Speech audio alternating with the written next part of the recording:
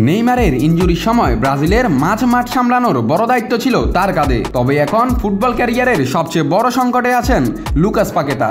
Spot fixing কেলেঙ্কারিতে জড়িয়ে English ফুটবলের নিয়ন্ত্রক সংস্থা FA এর নিষেধাজ্ঞার মুখে এই ব্রাজিলিয়ান তারকা। ইংলিশ গণমাধ্যম ডেইলি মেলের প্রতিবেদনে বলা হয়েছে, ওয়েস্ট হাম ইউনাইটেডের এই মিডফিল্ডারের বিরুদ্ধে অভিযোগ তিনি ইচ্ছাকৃতভাবে কার্ড দেখেছেন, যাতে বেটিং মার্কেট প্রভাবিত হয় এবং কিছু নির্দিষ্ট পক্ষ আর্থিকভাবে লাভবান হতে পারে।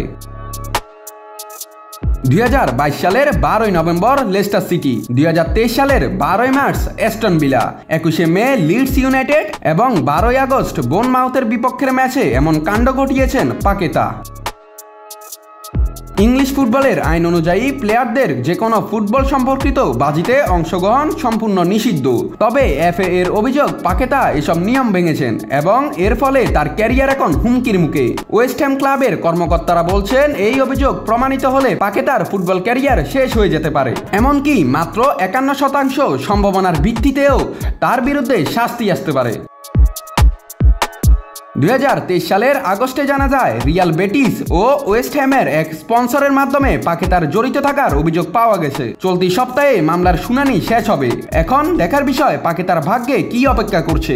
তিনি কি ফুটবলে ফিরতে পারবেন নাকি ক্যারিয়ারের সমাপ্তি ঘটবে?